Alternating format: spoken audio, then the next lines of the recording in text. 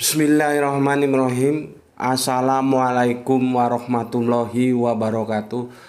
Asyhadu an la ilaha illallah, asyhadu anna Muhammadar Rasulullah. Allahumma sholli ala sayyidina Muhammad wa ala ali sayyidina Muhammad kama sholaita ala sayyidina Ibrahim wa ala ali sayyidina Ibrahim bil alamina innaka Hamidum Majid. Alhamdulillah kita bisa melanjutkan kajian-kajian kita sebagaimana waktu-waktu yang lalu. Tajuk kali ini adalah di mana kuburan Abraham. Ya. Di mana kuburan? Aku pakai diksi ini supaya konstran dia, supaya lebih enak menjelaskannya nanti. Kuburan Abraham.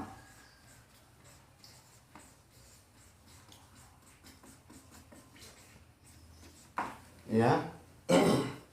Ini kita melakukan kritik teks terhadap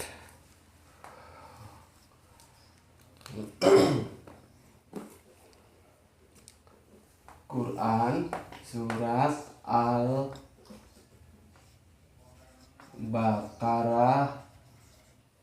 surat 2 nomor 125. Ya. Jadi ini kajian kita adalah di mana kuburan Abraham. Quran surat Al-Baqarah 125. Jadi konteksnya kita fokus ke sini ya. Tetapi ya seperti biasa lah ya. Tidak menutup kemungkinan aku akan berputar kemana-mana dulu. Sebelum ke sana, aku jelaskan begini. Memang sesuatu yang telah putus, katakanlah urat malu ya. Bila urat malu itu sudah putus dalam diri seseorang, maka seseorang itu akan kehilangan rasa malu. Karena apa? Urat malunya sudah putus.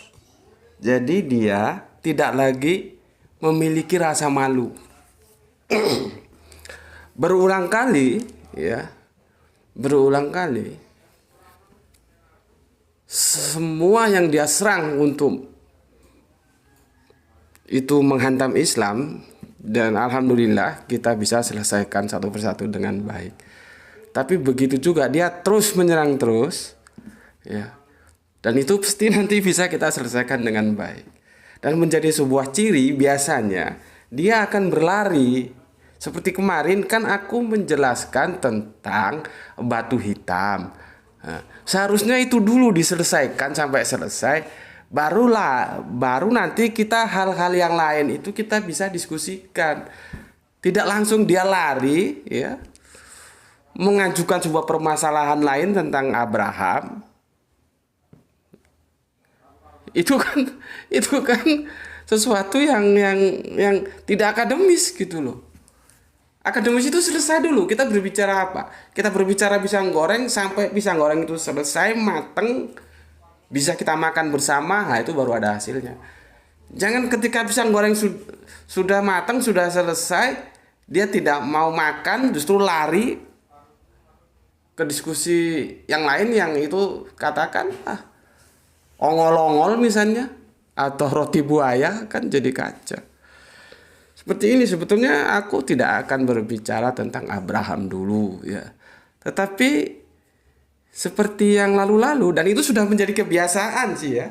Lihat saja, dia akan berlari ketika satu topik sudah dia bertanya tentang topik A misalkan. Setelah kita beri jawaban secara akademis, dia akan berlari lagi dari sisi topik A ke sisi yang lain topik B. Nanti dijelaskan lagi, begitu lagi. Ya, itulah yang aku bilang bahwa urat malu itu bila putus maka seseorang itu kehilangan rasa malu atau tidak punya malu. Karena bertanya dengan mendebat itu beda. Kalau orang bertanya itu nggak malu kalau salah orang dia bertanya. Kok bertanya itu kan karena tidak tahu. Seharusnya dia bertanya, bukan menyerang, bukan mendebat. Karena kalau mendebat, dia berarti dalam posisi tahu. Padahal dia tidak tahu setelah kita jelaskan. Kan begitu. Ya.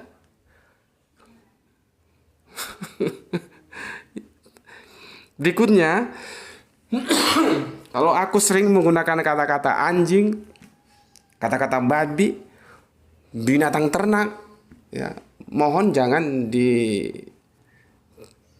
direspon sebagai sesuatu yang kasar ya. Karena aku juga menukil kitab suci mengatakan begitu. Seperti Al-Quran mengatakan bahwa orang-orang kafir itu seperti binatang ternak. Bahwa orang-orang yang tidak mau mendengar ayat-ayat Allah itu seperti anjing yang dikasih tahu melet, nggak dikasih tahu melet. Begitu juga Yesus mengatakan. Makanya Yesus ketika ada orang di luar Israel mendekati dia katakan, makanan ini hanya untuk anak-anak, bukan untuk anjing. Yang dia maksud anjing itu siapa? Dan Yesus juga mengatakan tentang babi, ya, bahwa jangan engkau cucukkan cincin emas ke congor babi karena dia akan membawanya kembali ke kubangan juga. Jadi mohon kalau aku menggunakan diksi-diksi itu jangan disalahpahami. Ya. Ini lampunya nggak dihidupin? Masih terang, oke. Ya.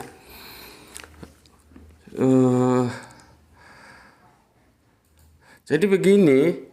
Pertanyaan logisnya, dia tanya begini, pertanyaan logisnya bagaimana bisa makam Abraham ada di Mekah sana? Pertanyaan logisnya justru lahir dari pertanyaan yang tidak logis. Ya, sebetulnya teman-teman Islam kita, alhamdulillah, subhanallah, sudah menjawab dengan transparan, dengan terang ya. Jadi aku di sini hanya sekedar menambahkan hal-hal yang perlu ditambahkan ya. Jadi aku minta begitu, tidak harus semua aku menjawab gitu. Kalau teman-teman Islam bisa menjawab, silakan jawab gitu ya. Dan ini teman-teman Islam kita sudah menjawab, dan setelah aku baca sambil tidur-tiduran tadi ya, di antara sakit yang belum benar-benar sembuh, menurutku penjelasan teman-teman Islam cukup bagus ya. Tinggal bagaimana nanti teman-teman Kristen menerima atau menolak, itu urusan lain lah, terserah dia. Aku hanya mengutip yang aku tertarik saja untuk mengomentari. Begini, karena nggak ada bukti Abraham pernah ke Mekah. Nah, ini loh yang aku bilang. Pertama ya, karena nggak ada bukti Abraham pernah ke Mekah. Nanti kalau misalkan ada bukti gimana? Coba. Kalau misalkan ada bukti gimana?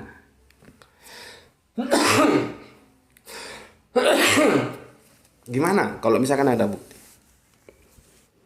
Ya. Tolong untuk teman Kristen dipelajari dulu bahasa Ibrani-nya nejeb itu apa? Nejeb itu bahasa Ibrani artinya apa? Supaya jangan konyol seperti ini. Ini konyol banget nih. Dia bilang bahwa nggak ada bukti Abraham pernah ke Mekah. Tolong ya, kalian belajar dulu tentang bahasa Ibrani. Apa sih sebetulnya yang dimaksud dengan ini nih di Kejadian 13, mulai Kejadian 13 ayat 1 nanti di ayat 3 itu juga ada. Maka pergilah Abraham dari Mesir ke tanah Nejeb. Itu sebetulnya kalau kita lihat ke Torahnya teman-teman Yahudi itu tidak ada tanah. Ya.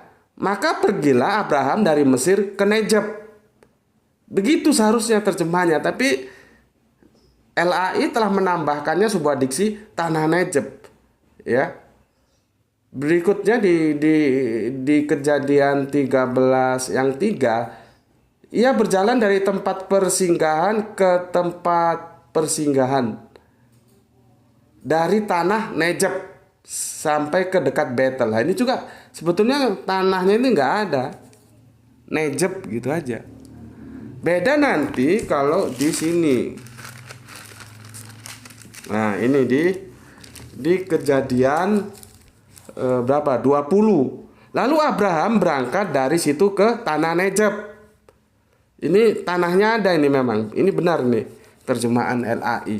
Tapi ketika di 13 ini sebetulnya tidak ada tanahnya. Jadi yang betul itu mereka pergilah Abraham dari Mesir ke Nejeb. Karena nanti cara memahaminya bisa beda kalau diksi itu ditambah, dikurangi, itu bisa beda, ya. Tetapi oke lah, mungkin LAI ingin memberikan penegasan saja dan LAI tidak tahu bahwa penegasan itu akan beresiko terus ditambahi tanah Nejeb. Oke lah, kita terima saja. Tapi yang penting ya, kalian belajar dulu coba. Nejeb itu artinya apa? Itu bahasa Ibrani. Dan lihat peta ya. Ini kan pijakannya Mesir ini ya. Coba aku takut salah nanti. Aku buka lagi Kejadian 13 ya. Kejadian 13. Oke. Maka pergilah Abraham dari Mesir ke tanah Nejeb. Dari Mesir ke Nejeb, dari Mesir ke selatan.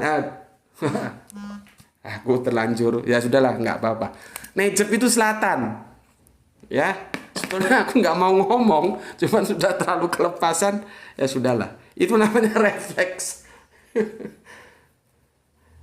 Nejeb itu selatan, ya. Dari Mesir ke arah selatan, maksudnya begitu, ya.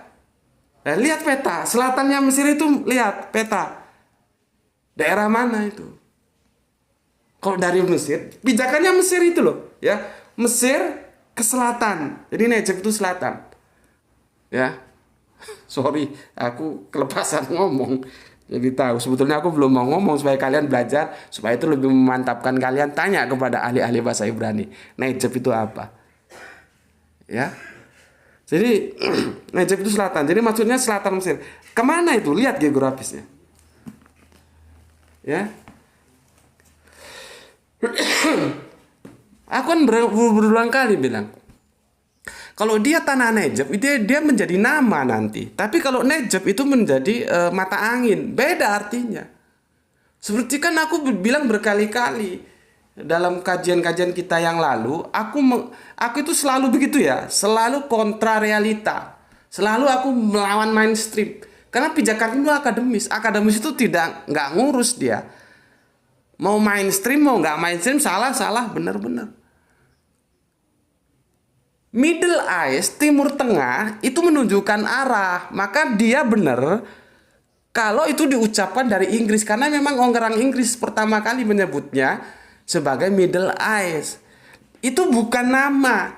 Kalau itu nama, itu menjadi tidak bisa berubah memang. Kita juga harus menyebutnya Timur Tengah. Tapi itu kan menunjukkan arah. Maka seharusnya kita yang ada di timurnya sini, kita tidak menyebut Timur Tengah, tapi harusnya Barat Tengah. Cuma kan ini profesor, doktor, ahli sejarah, geografis, ahli politik, goblok semua. Jadi ada seseorang disebut, pakar Timur Tengah, gundulmu. Timur Tengah itu kalau dilihat dari Inggris. Kita seharusnya percaya diri sebagai bangsa Indonesia, kita punya geografis tersendiri, kita tidak mau tunduk terhadap Inggris. Kan seharusnya begitu. Kita harus menyebutnya sebagai Barat Tengah. Orang Inggris menyebut itu Timur Tengah, itu urusan orang Inggris. Kita sebagai orang Indonesia, itu urusan kita sendiri. Ngapain kita harus dibawa otoritas Inggris? Orang Timur Tengah itu tidak menunjukkan, tidak nama. Karena proper name, kalau proper name, nama itu nggak bisa diterjemahkan. Itu proper name. Ini kan bukan proper name, arah. Makanya aku bilang tadi, Tapi aku tetap mengapresiasi, oke lah. Mungkin LAI tidak begitu tahu efeknya, apa bedanya Nejeb dan tanah Nejeb, apa bedanya selatan dan tanah selatan. Karena kalau tanah selatan tuh nanti menunjukkan nama, itu jadi kacau nanti. Tapi kalau Nejeb selatan itu menunjukkan arah. Jadi Abraham itu bergerak dari Mesir ke selatan. Lah, lihat peta selatan. Dari Mesir kalau dia bergerak ke selatan tuh kemana? Gitu loh ya. Oke. Kita muter-muter ke sana. Nah, sekarang gini lagi. Bukti. Sejauh apa sih bukti itu harus dihadirkan? Coba. Bukti itu sama enggak dengan fakta? Setauku sih bukti itu sebuah kelengkapan cerita yang itu mendukung fakta. Tapi selama bukti tidak ditemukan, apakah fakta akan diingkari?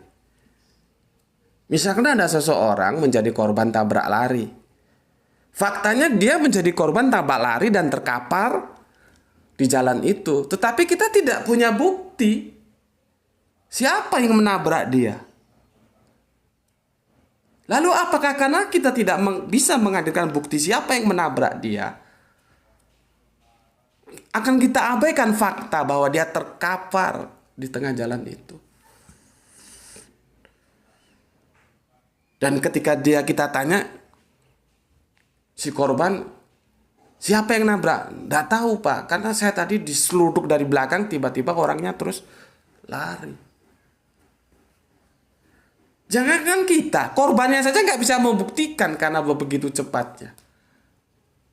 Tapi fakta kejadian, dia menjadi korban tabrak lari.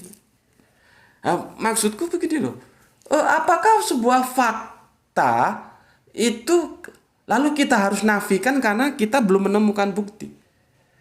Karena bukti itu kan upaya seseorang mengumpulkan data untuk mendukung sebuah fakta. Jadi dia hanya untuk mendukung sebuah fakta. Artinya bukti itu tidak bisa menggugurkan fakta.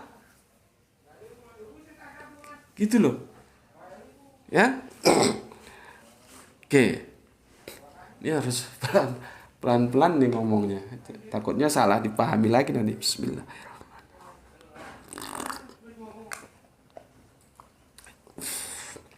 Terus begini. Kalau ngotot tentang bukti, tadi sebetulnya aku sudah buktikan ya. Apa nggak ada bukti Abraham pernah ke Mekah? Ya, aku tadi sarankan belajar dulu, tapi sudah aku kasih tahu apa itu Nejeb. Ya. Oke. Sekarang kita berbicara tentang bukti. Kalau yang teman Kristen ini yang bertanya ini, ya. Mungkin ini bukan bertanya, ini mendebat ini, ya, membantah ini. Beda ya, membantah, mendebat dengan bertanya. Kalau bertanya salah nggak apa-apa, orang namanya bertanya kan nggak tahu. Tapi mendebat berkali-kali, debatannya itu dimentahkan, dipatahkan, dan mendebat lagi, itu namanya orang nggak punya malu. Ya karena urat malunya sudah putus itu. Seharusnya dia ganti posisi, bertanya saja lah, nggak usah mendebat, kan begitu, ya. Oke, sekarang apakah dia bisa membuktikan bahwa dia itu anak mamanya? Coba, kalau memang bukti itu sesuatu yang absolut, apakah dia punya bukti bahwa dia memang anak mamanya? Anak mamanya artinya anak bapaknya. Bagaimana kalau dia ternyata anak nemu katakanlah di tempat sampah yang dibuang di dalam kardus, lalu ada seorang bapak dan seorang ibu yang iba terus mengambilnya, merawatnya, membesarkannya hingga sampai sekarang. Dan tidak ada yang menyiarkan berita itu kepada dia. Coba, apakah dia punya bukti bahwa dia itu anak dari orang tua yang sekarang merawat dia, membesarkan dia? Tapi kan faktanya dia mengatakan bahwa itu orang tua dia. Kan begitu. Begitu juga, apakah dia punya bukti bahwa dia anak bapaknya? Coba. Bagaimana kalau ternyata mamanya berselingkuh dengan satpam di pinggir jalan misalnya? Akhirnya mamanya hamil, lahirlah dia. Tapi kan dia tidak pernah menuntut kepada bapaknya bukti bahwa aku adalah anakmu. Mana? Tapi kan dia terima saja itu fakta. 20 apa? 20 menit. Oke. Lampunya nggak dihidupin? Nanti kok gelap dihidupin aja, nggak masalah dihidupin. Dihidupin aja nggak masalah. Ya? Apakah dia bisa buktikan bahwa dia anak bapaknya? Tapi faktanya kan secara sosial, secara dia sendiri mengakui bahwa dia anak bapaknya. Tapi apakah tidak ada probability lain bahwa mamanya telah berselingkuh dengan satpam di tengah jalan, akhirnya mamanya hamil dan melahirkan dia dan bapaknya tidak tahu? Ya. Untuk membuktikan bahwa kamu anak bapakmu itu bukan sesuatu yang mudah. Ada sih yang sebetulnya yang bisa, yaitu lewat medis yang namanya uji DNA. Tapi ada orang di dunia ini karena dia curiga, terus dia uji DNA. Dan itu kan bukan sesuatu yang mudah. Maksudnya perlu biaya tinggi kan. Kita biasanya begitu kita lahir dan besar pada orang tua, ya kita akui orang tua itu bapak kita, ibu kita tanpa kita minta bukti. Jadi jangan sok-sok ngomong bukta bukti. Tidak sesederhana itu. Karena bukti itu tidak diperlukan sebetulnya. Selama fakta itu benar-benar ada. Dia sifatnya hanya mendukung saja. Artinya, ketika bukti belum ditemukan, fakta itu tidak dapat dimentahkan. Gitu ya. Seperti kita semua lah.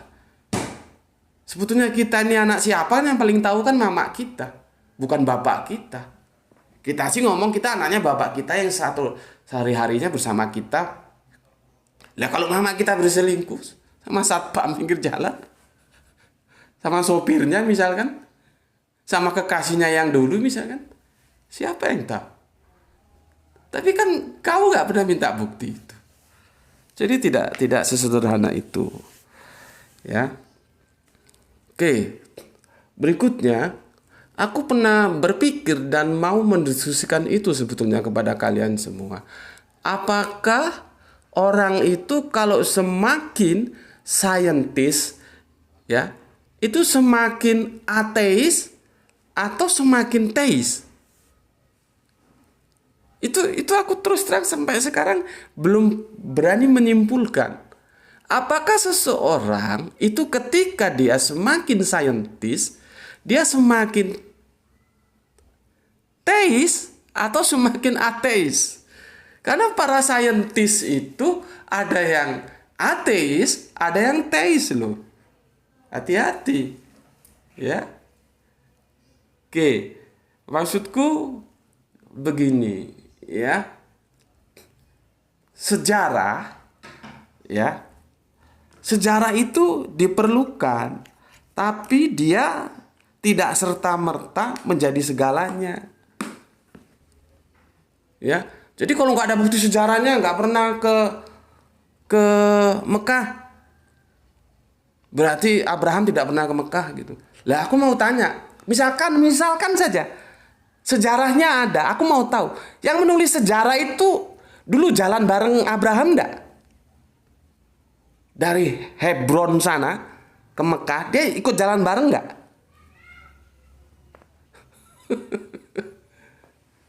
Sejarah itu valid apabila dia hadir dalam ruang dan waktu itu. Tapi kan banyak sejarah yang ditulis oleh penulis-penulis sejarah yang dia sendiri tidak hadir dalam ruang dan waktu itu. Contohnya Injil itu saja. Jangan kamu kira Matius, Markus, Lukas, dan Yohanes itu hadir dalam ruang dan waktu ketika peristiwa Yesus itu dari mulai lahir sampai penyaliban, dia ada di situ. Dia kan punya informan lain, makanya tidak terlalu berlebihan kalau dikatakan bahwa Injil yang sekarang itu levelnya hadis. Karena disusun berdasarkan informasi sejarah. Gitu loh. Jadi bagi orang yang teis, kalaupun dia menjadi saintis, ya, menjadi orang yang berpikir logik gitu ya, tetap aja referensi tertinggi itu kitab suci. Sejarah itu kedua. Referensi tertinggi itu kitab suci. Ya kalau saya Islam, ya, maka referensi tertinggi bagi saya itu Al-Qur'an. Kalau kamu Kristen, referensi tertinggi bagi kamu itu ya Injil. Kalau kamu Hindu, referensi tertinggi bagi kamu itu ya Weda. Kalau kamu Buddha, referensi tertinggi bagi kamu itu ya Tripitaka. Itu logikanya harusnya begitu. Kalau makanya tadi aku bilang orang itu semakin saintis itu semakin teis atau semakin ateis ya, gitu. Baru nanti sejarah ini di urutan kedua. Beda dengan peneliti-peneliti yang ateis, mereka langsung masuk ke sejarah. Mereka mengabaikan kitab suci. Beda kerangka berpikirnya. Gitu loh. Nah, kalau kita sudah berbicara kitab suci, siapapun tidak bisa menggugat. Kalau ada orang menggugat bahwa Abraham tidak pernah ke Mekah berdasarkan kitab sucinya, maka jangan salahkan orang ketika orang juga bertahan bahwa Abraham pernah ke Mekah itu berdasarkan kitab sucinya. Gitu loh. Jadi nanti pertarungan itu baru di pertarungan level kitab suci. Informasi mana yang benar? Di sana. Tapi kita menyalahkan orang menggunakan kitab suci sebagai argumentasinya, itu tidak bisa disalahkan dan itu harus diterima. Kalau kamu nanti mau menggugat, itu menggugat informasi dari kitab suci itu sendiri. Tapi seseorang, dia punya hak untuk menggunakan kitab sucinya masing-masing sebagai argumentasi. Dan memang harus begitu. Sebagai orang yang punya agama, maka kitab suci itu adalah sumber literatur yang utama. Mana ada Al-Quran? Ambil deh Al-Quran Bapak. Ini Al-Quranku ya. Aku ini orang Islam. Maka ini literaturku yang utama. Tidak ada yang bisa mengalahkan ini, tidak ada. Jadi apapun kata literatur lain, ya, itu akan runtuh ketika dia tidak sejalan dengan Al-Quran. Karena aku Islam, maka literatur tertinggiku itu adalah Al-Quran. Jadi jangan bandingkan Al-Quran dengan sejarah. Kalau nggak ada di sejarah, maka apa yang dikatakan Al-Quran bohong. Lu bisa kerangka berpikir, lu bisa nggak memahami ini. Sejarah itu di urutan kedua kecuali yang ateis tadi. Kalau orang teis, orang yang percaya terhadap adanya Allah, berarti dia punya agama, maka kitab sucinya itu menjadi argumentasi dalil dia. Itu sah-sah saja. Baru nanti kalau kita tidak setuju, yang kita serang itu kitab sucinya.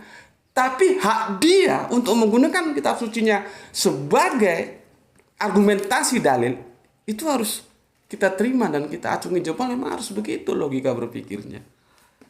Jadi aku tidak ngurus. Makanya aku bilang kemarin kan, bagaimana hebatnya Al-Quran. Ya, bagaimana gagahnya dia ketika dia harus berhadapan dengan sejarah dan harus berhadapan dengan Injil yang sekarang ini, maksudku, ya, Markus, Matius, Lukas, semua mengatakan Yesus tersalib, tapi Al-Quran 7 abad kemudian mengatakan Yesus tidak tersalib. Bagaimana dia berani mengatakan begitu? Kalau dikatakan bahwa Al-Quran bertentangan dengan sejarah, iya memang. Al-Quran bertentangan dengan Injil, iya memang. Tapi kan kami atau aku sebagai orang Islam tentunya memegang ini sebagai pijakan kebenaran yang utama. Apapun kata di luar ini tidak menggoyahkan. Nah, sekarang tinggal bagaimana aku sebagai orang Islam untuk mempertahankan argumentasi yang disampaikan oleh Al-Quran. Kan begitu. Ya, jadi sejarah itu tidak bisa disamakan atau mengalahkan kitab suci, ya ini Al-Quran. Jadi kalau misalkan tidak ada sejarah Ibrahim pernah ke Mekah, terus dikatakan bohong gitu. Memangnya sejarah akan mengalahkan ini? Al-Quran dan kitab suci, ya,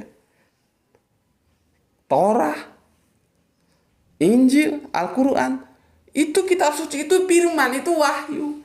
Sejarah itu yang ditulis manusia. Jadi sejarah itu adalah sejarah itu sebetulnya bahasa Arab. Sajarotun berapa? 30? 31, oke. Pertumbuhan, ya. Sajarotun itu pohon sebetulnya artinya, ya. Artinya pohon itu kan bertumbuh. Jadi sejarah itu mencatat pertumbuhan dari mulai awal sampai akhir, itu sejarah. Masalahnya kan tidak semua penulis sejarah itu hadir dalam ruang dan waktu ketika sejarah itu terjadi. Gitu loh. Jelas? Oke. Sekarang coba kita urai perlahan-lahan, ya. Perjalanan panjang Bapak Abraham dari Babylon ke tanah Kanaan itu kan bersama Ibunda Sarah, bersama keponakannya Lot atau Nabi Lut, ya. Itu ada sejarahnya enggak? Coba. Ada sejarahnya enggak? Aku enggak bilang kitab suci loh, ya. Sejarahnya ada enggak?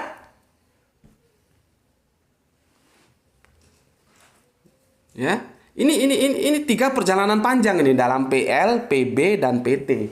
Ini, ya, ada perjanjian lama, perjanjian baru, perjanjian terakhir, ya. Jadi dalam PL, PB, PT itu, ya, semua itu ada 3 perjalanan panjang. Kalau kita dekati dengan analogi yang sekarang, yang dunia sudah maju, ya, yang alat transportasi begitu dahsyatnya, tentunya ya kita yang salah. Dulu itu dunia peradaban masih primitif. Jangan dibayangkan dengan peradaban sekarang yang sains dan teknologi sudah maju, terus kita mementahkan sesuatu yang primitif.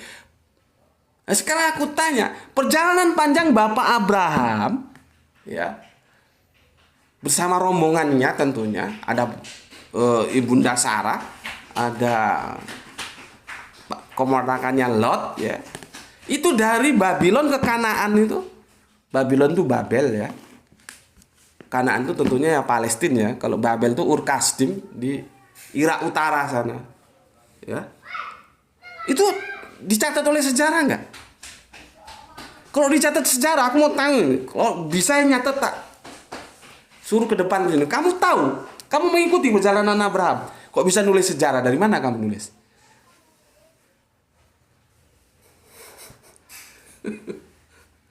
Dari mana kamu nulis sejarah?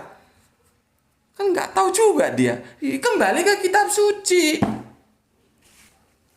Kalau ada sejarawan menulis perjalanan Bapak Abraham dari Babylon ke Kanaan tanpa menukil kitab suci, itu bullshit, omong kosong nih. Dia tahu dari mana? Apa dia sudah lahir saat itu? Gitu loh. Artinya tanpa bukti sejarah pun perjalanan itu dipercaya. Gitu loh. Ya. Yang kedua, ini agak menyimpang sedikit, ya. Yang membuat aku tadi Aku sebetulnya tadi tidak akan menjelaskan ini. Aku akan menjelaskan topik lain. Cuman karena aku sambil rebahan baca-baca, aku teringat almarhum guruku, semoga Allah merahmatinya ya, Gus Panani, guru Al-Qur'anku ya. Dan semoga guruku yang lain juga, almarhum guruku Gus Husnul juga selalu dirahmati Allah dalam kasih sayangnya. Dan guruku sekarang yang lagi juga sakit ya, Gus Hendi, semoga diberi kesembuhan ya. Ini ketiganya yang mewarnai aku dalam memahami Al-Qur'an ya, dari guru-guru Al-Qur'anku ini ya. Aku tak sesuatu yang jadi trigger untuk aku membahas ini. Sebetulnya aku tidak membahas ini karena memoriku, kenanganku bersama Gus Panani guruku itu kembali muncul gitu loh ya. Kan aku sudah bilang sebelum beliau mangkat, diskusi terakhir itu adalah ketika kami mendiskusikan apakah Kanjeng Nabi Muhammad itu orang Arab gitu ya. Nah, videonya sudah diunggah ya. Di situ kita diskusi di rumah teman, beliau keturunan Arab ya, orang Indonesia keturunan Arab dan pernah hidup di Arab itu 20 tahun ya. Sehingga ketika dia menggambarkan peta dunia Arab itu jelas gitu loh ya. Jelas tak. Jadi gini, kalau dengan peta itu kita akan lebih mudah memahami. Yang aku maksudkan begini loh. Dari Babylon ke Kanaan itu bukan perjalanan dekat, Bos. Itu perjalanan jauh kalau dilihat dengan peta. Ya. Itu perjalanan jauh. Ya. Nah, almarhum guruku Gus Panani pernah menjelaskan kenapa sih sebetulnya orang Israel itu lebih ganteng, lebih ayu daripada orang Arab gitu ya. Itu sebetulnya ada ceritanya. Dan itu secara genetika bisa diterima.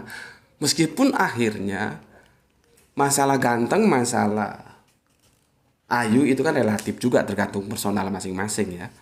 Karena apa? Israel itu F1 dari Babylon.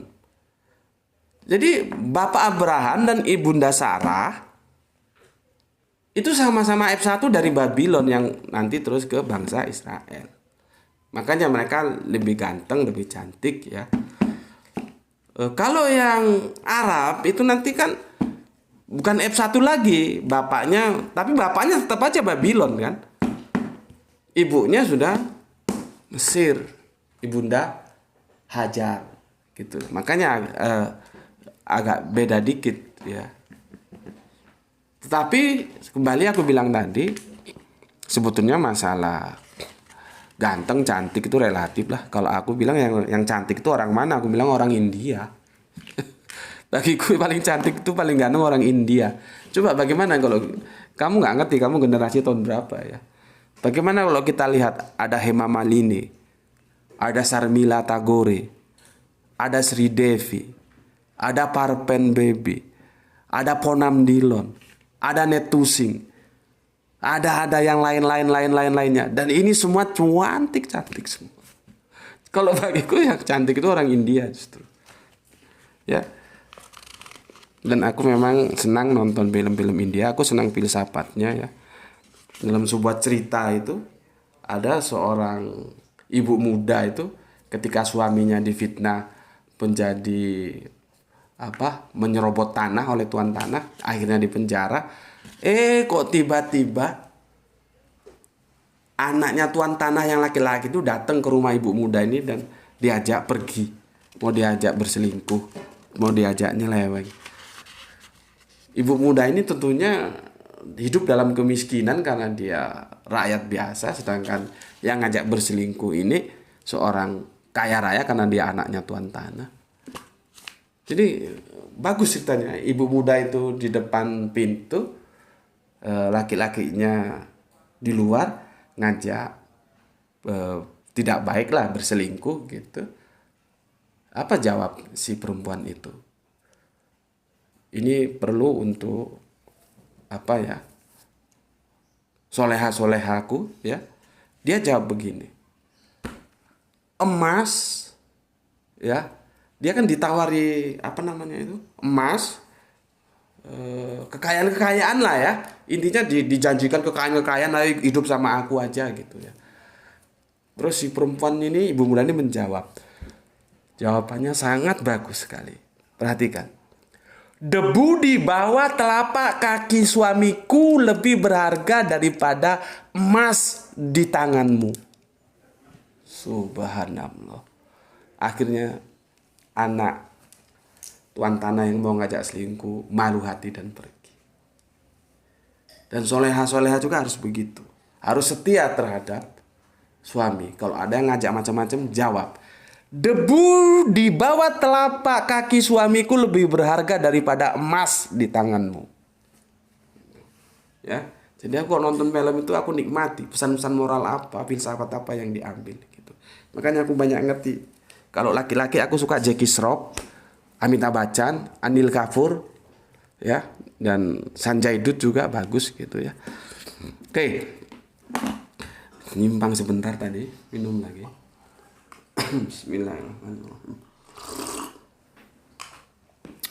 Berikutnya, perjalanan panjang. Tadi kan perjalanan panjang pertama, sekarang perjalanan panjang kedua.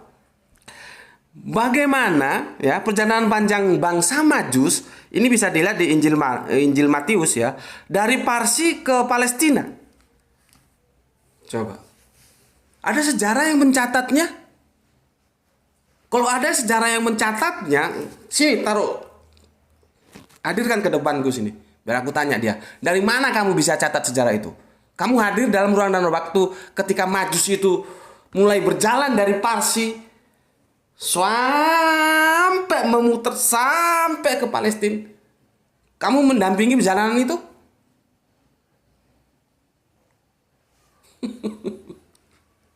Jadi tidak, sejarahnya tidak ada yang mencatat. Kitab suci yang mengatakan. Ya. Oke, berikutnya ini perjalanan panjang Abraham dari Hebron, Palestina sana ke Makkah, ke Arab. Ya, itu ada nggak sejarahnya? Sampai mampus dicariin pun sama seperti yang dua tadi. Nggak ada sejarahnya. Jadi artinya apa? Apakah karena sejarah tidak mencatat lalu kita abaikan informasi dari kitab suci? Sebagai orang yang beriman, kitab suci itu adalah referensi utama. Jadi jangan mentang-mentang kalau sejarah nggak ada lalu mau mengabaikan kitab suci. Kecuali kalau kalian itu ateis. Makanya aku bilang tadi kan, menarik untuk kita diskusikan. Seseorang itu semakin saintis itu jadinya ada dua kemungkinan loh. Bisa semakin teis, bisa semakin ateis. Gitu. Ya. Dua contoh perjalanan dan satu contoh, jadi semua ada tiga contoh. Ya. Jadi dua contoh perjalanan Abraham dan satu contoh perjalanan bangsa Majus, ya. Tadi yang pertama perjalanan Abraham dari Babylon ke Kanaan, ya. Berikutnya perjalanan bangsa Majus dari Parsi ke Palestina, dan yang terakhir perjalanan panjang Abraham dari Hebron yaitu Palestina menuju ke Makkah atau ke Arab. Ini tiga-tiga ini kita posisikan dalam meja yang sama lalu kita tanya, ada nggak sejarah yang menulis kamu? Kan nggak ada. Sampai mampus nggak ada. Gitu loh. Ya. Jadi hati-hati kalau berpikir logis itu perlu belajar juga sehingga kita tidak menjadi bahan ketawaan orang. Makanya kan aku sudah pesan berkali-kali. Kalau nggak tahu tanya saja. Jangan sok tahu karena kebencianmu terhadap agama lain kamu mendebat. Ya kamu jadi bahan ketawaan. Berapa kali kamu jadi bahan ketawaan? Masa nggak punya malu? Tapi ya nggak tahulah kalau urat malunya memang sudah putus. Ya, tapi alhamdulillah teman-teman Islam, Baru Islam sebetulnya sudah menjelaskan dengan baik seperti yang aku sampaikan tadi. Ya, berapa lama, Leh? Berapa? 45. Oke, berarti Bapak punya untuk ke 60 berapa? 15 menit. Oh, tadi belum dihapus yang lama ya? Harusnya dihapus dulu memorinya. Oke, aku harus sepertinya aku harus menuju ke langsung ke fokus ini ya, karena katanya kameramen kita ini memori handphonenya nggak cukup. Oke, jadi itu penjelasan sekilasnya, nanti kapan-kapan bisa kita pertegas bisa lah ya. Oke, jadi begini, makom ya, ini perhatikan makom. Sebelum kesini aku jelaskan dulu ini. Ini Le, tolong tunjukkan Le. Jadi begini ya, ini ada sebuah karya sastra dari Ami Azen, namanya Ami Azen. Bisa lihat cari di Google ya. Dia menulis sastra tentang bagaimana kedekatan antara Ismail dan Ishak setelah mereka memakamkan orang tua mereka di Makspela ya, di Hebron sana. Aku bacakan saja. Begini, marilah kita bersama-sama lagi, oh Ismail, di taman peristirahatan abadi ini, demi pusara anak-anak terkasih kita, demi padang Efron. Setelah sekian lama kita bersua, setelah sekian lama kita tak bersua, di Gua Makfela ini tempat kita menguburkan Abraham bapa kita. Jadi di Hebron, di Gua Makfela, ya. Lihat ini, tunjuk nol. Di sini yang aku kasih tanda merah di atas Ami Azen itu yang mengarang sastranya, yang di bawah setelah sekian lama kita tak bersua. Itu menunjukkan bahwa memang antara Ishak dan Ismail akhirnya terpisah. Dan kemudian bertemu lagi waktu pemakaman sang bapak gitu loh. Ya. Oke, aku harus berpacu dengan Giga. Oke. Ya, makam itu bahasa Arabnya baru. Nih loh. Ya, ini kuburan. Aduh, habis. Ini kuburan. Ini supaya paham nih teman-teman Kristen. Ini kuburan. Ya. Jadi makam itu bahasa Arab itu makbar. Ya. Kuburan, ya, pahami dulu itu. Jadi begini caranya, kita harus tinjau ke linguistiknya supaya lebih clear, ya, sehingga tidak lagi terjadi diskusi-diskusi yang nggak genah, yang kemana-mana gitu loh. Fokus saja langsung ke bahasanya. Aku jelaskan ya. Ini ya, makbara ya. Ini makbara ini. Ya. Nih bahasa Arabnya ini biasanya menggunakan ini kalau makam itu. Makbara atau ini kuburan.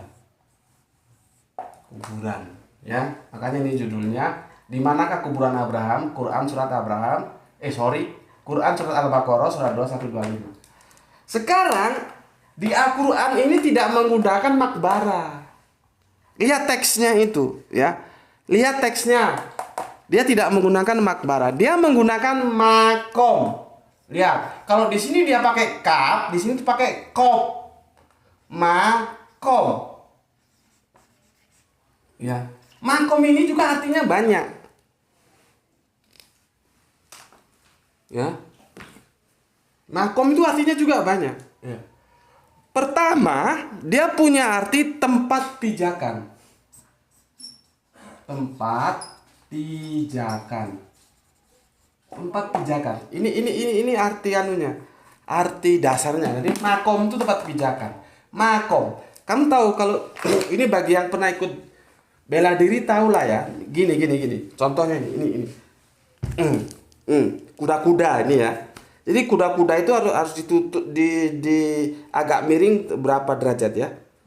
45 derajat gitu ya. Ketika kita berhadapan dengan lawan, jadi ketika ada serangan lawan, posisi kita tetap karena kuda-kudanya itu sudah diatur sedemikian rupa. Nah, itu namanya tempat pijakan, itu kuda-kuda ini. Ini bagi yang pernah ikut bela diri atau olah kanuragan ngerti lah ini ya. Kalau ya ngerti silahkan tanya sama temannya yang pernah ikut karate, ikut silat. Jadi itu makom, tempat pijakan. Arti dasarnya itu sebetulnya di situ. Ini tempat pijakan ini. Ya. Oke. Tetapi dia bisa juga berarti jabatan. Jabatan atau apa ya jabatan itu ya? Tingkat sosial. Tingkat sosial. Tingkatan sosial. Ya, bisa jabatan, bisa tingkatan sosial. Tetapi bisa lagi nanti derajat. Hampir sama sebenarnya dengan ini ya, derajat atau level. Ya. Jadi kalau misalkan teman-teman ngobrol itu, lu nggak semakom sama gue, itu artinya kamu itu nggak selevel dengan aku, gitu loh. Atau mengatakan, oh dia itu berkali-kali nyalon jadi DPR nggak pernah terpilih, memang dia nggak punya makom. Nah itu jabatan, tingkatan sosial, ya, makom. Berkali-kali nyalon lurah sampai habis biaya sekian banyak, tapi nggak pernah terpilih, ya memang bukan makomnya. Nah itu bisa itu ya. Tapi kata dasar makom itu sebetulnya tempat pijakan. Dan yang dibicarakan di dalam Al-Quran itu tempat pijakan ini, bukan kuburan. Paham? Berapa lama nih? 51. Masih ada berapa giga sisa? 3 giga. Oh masih cukup. Ya. Jadi makanya kan kalau aduh, aku bilang harus berapa kali ya. Kalau nggak tahu itu tanya, supaya kamu nggak dipermalukan oleh kebodohanmu sendiri gitu loh. Masa sih salah aku menasihati kamu begitu? Ya, jangan sok ngerti padahal kamu bodoh kan. Jadi diketawain kamu. Orang Islam kalau dengar komentarmu itu jadi ketawa.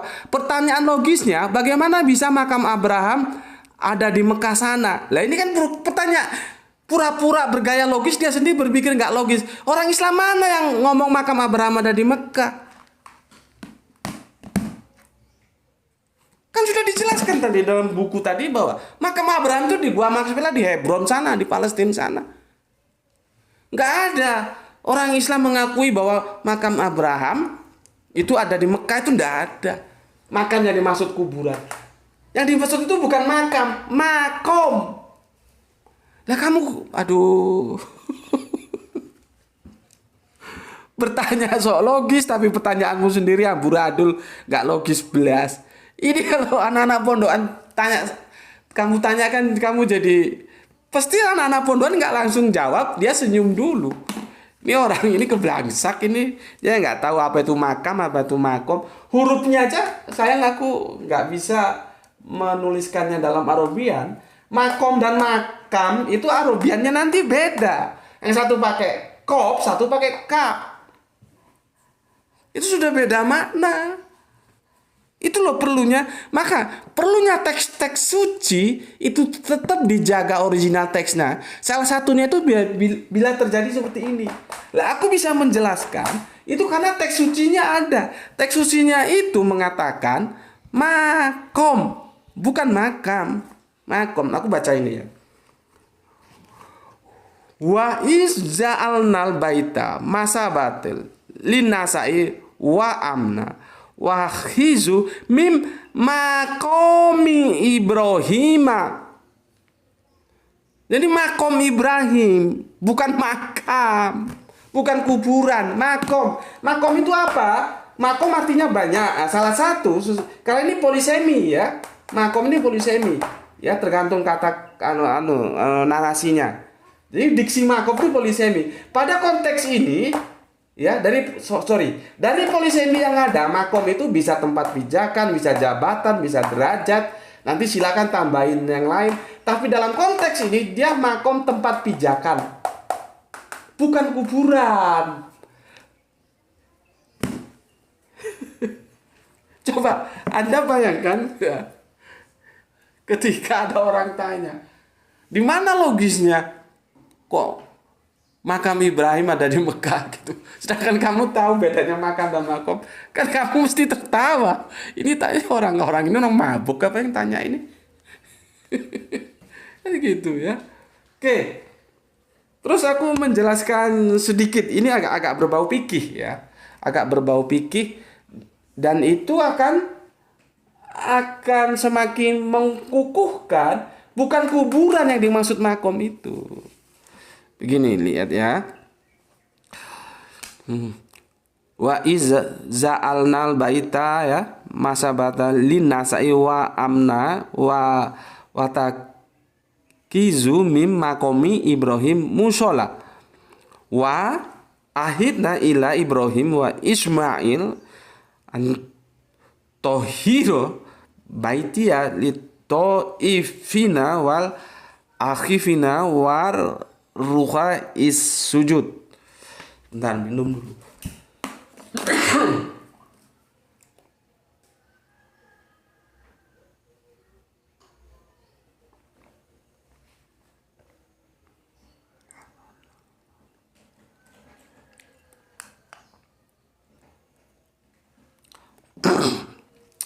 Berdoa semoga jadi obat.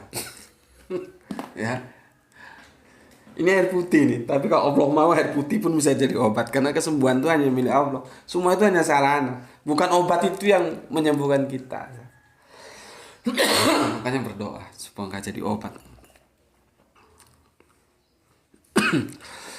Gini Indonesianya ya terjemahannya. Dan ingatlah ketika kami menjadikan rumah dalam kurung Ka'bah maksudnya tempat berkumpul dan tempat yang aman bagi manusia. Dan jadikanlah makom Ibrahim tempat sholat. Sekarang kalau misalkan kita terjemahkan kuburan. Dan jadikanlah kuburan Ibrahim itu tempat sholat. Memangnya lu gendeng apa? Orang Islam itu tidak ada yang sholat di kuburan.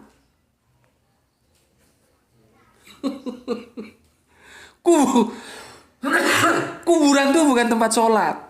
Dan fikih melarang itu. Tempat sholat itu ya di rumah, di langgar, di musola. Ini kan musola nih katanya, di masjid. Itu tempat sholat. Nggak ada mau sholat di kuburan sana kamu sholat. Nah, ngapain dong sholat kok di kuburan? Jadi kalau misalkan ini diterjemahkan kuburan, makom itu menjadi kuburan, jadi nggak mungkin lah. Dari tinjauan fikih nggak mungkin karena tidak ada orang Islam yang sholat di kuburan. Sekalipun itu kuburannya Nabi Ibrahim, ya kan itu nggak boleh sholat kok di kuburan, ya. Kalau diterjemahkan menjadi kuburan, makom itu kuburan kan menjadi begini. Dan jadikanlah kuburan Ibrahim itu tempat sholat, kan jadi kacau, ya. Yang benar, dan jadikanlah makom Ibrahim itu tempat sholat. Nah, makom itu apa? Bukan kuburan. Karena orang Islam tidak pernah sholat di kuburan. Makom itu adalah tempat pijakan kaki. Jadi Kanjeng Nabi Ibrahim itu waktu merenovasi Ka'bah itu kakinya ngecap. Gitu loh. Kaki itu seperti aku bilang tadi, pijakan kuda-kuda. Kalau kamu pernah ikut bela diri, ya. Gimana? Paham di sini nggak? Ya, supaya jangan lagi tanya-tanya yang aduh, minta ampun bun. Ya, jadi nggak ada namanya kuburan. Al-Quran tidak pernah mengatakan bahwa kuburan Kanjeng Nabi Ibrahim itu ada di Arab, ada di Mekah, itu tidak ada. Nah, di mana di makam? Ya kita lihat sejarah yang disampaikan Injil.